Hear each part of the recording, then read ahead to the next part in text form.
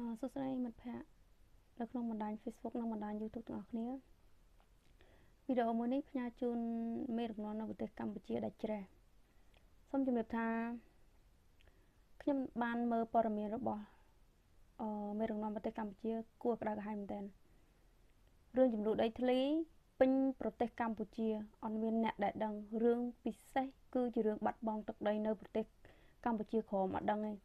ប៉ុន្តែបើសិនជារឿងវិសុអាស៊ីសេរីទុយតាចមួយដែលគាត់និយាយរិះគន់ពីរដ្ឋាភិបាលនិយាយរឿងពិតដឹងភ្លាម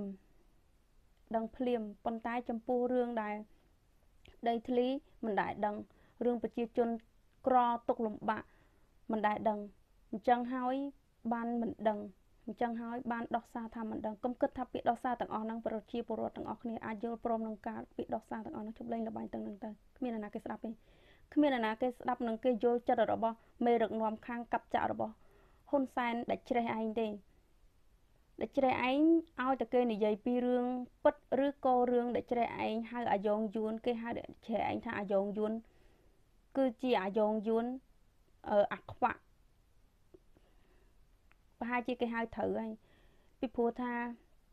ញ៉ាត់តែគេយកទៅឲ្យគេបាតកម្មពេញប្រទេសកម្ពុជាឆ្លើយថាមិនដឹងរឿងអីទាំងអស់ឆ្លើយថាដឹងរឿងគិតថាគេនឹងទទួលស្ដាប់គេយល់ព្រមថាមិនដឹងរឿងអញ្ចឹងហើយពីព្រោះតែអាភិបថាមិនដឹងរឿងហ្នឹងហើយទៅបាត់កម្ពុជាក្រមទៅឲ្យយួនហ្នឹងនិយាយថាកម្ពុជាក្រមគឺជារបស់យួនប្រាសាទព្រះវិហារពីព្រោះតែមិនដឹងរឿងហ្នឹងហើយបានគ្រាន់តែ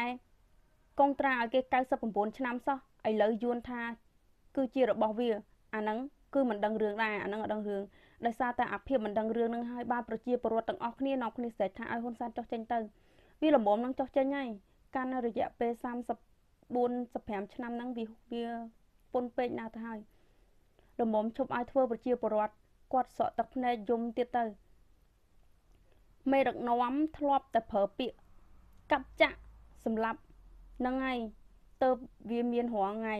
ដោយសារតែគេប្រឆាំងនឹងខ្លួនគេនិយាយល្អរិះគន់គេនិយាយមិនល្អពីខ្លួនរិះគន់ខ្លួនគេមិនដែលមានអាយុវែងទេបាត់ខ្លួនហើយអ្នកសុំជំរាបថាអ្នកដែលគាំទ្រដែលចូលតែឆេះឯងហ្នឹងអ្នកដែលគាំទ្រដែលឆេះឯងរងថ្ងៃហ្នឹងមិនមែនគាំទ្រដោយសិទ្ធិចិត្តទេសិតតែព្រមណាស់ទៅគ្រប់គ្រងគេហើយទៅគេនៅគាំទ្ររមុំចុះចេញទៅកុំប្រើពាក្យដោះសារកុំលេងហ្គេមហ្នឹងគ្មានអ្នកណាគេជឿទៀតទេ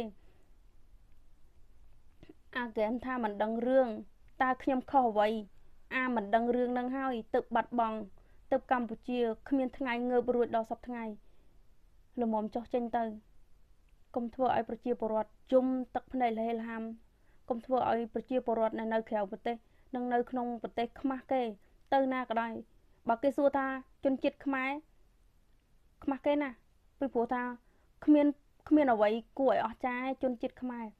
ប្រាសាទព្រះវិហារជាដួងព្រលឹងរបស់ខ្មែរคล้ายទៅជាឲ្យយួនកាន់កាប់តើខ្មែរមានអីទៀតអស់ហើយអស់អីនឹងល្អមើលអស់អីនឹងគួរឲ្យគេនឹងនិយាយថាប្រទេសខ្មែរល្អប្រទេសខ្មែរគួរឲ្យស្រឡាញ់ប្រទេសខ្មែរគួរឲ្យចង់រស់នៅលែងមានទៀតហើយកាលពីមុនមានប៉ុន្តែឥឡូវលែងមានទៀតហើយប្រទេសខ្មែរធ្លាប់តែនិយាយថាប្រទេសអច្ឆរិយៈប៉ុន្តែឥឡូវនេះអច្ឆរិយៈលែងមានទៀតហើយឲ្យទៅឮថាកូនខ្មែរប្រទេសណាក៏គេបាត់ចូលចិត្តដែរពីព្រោះថា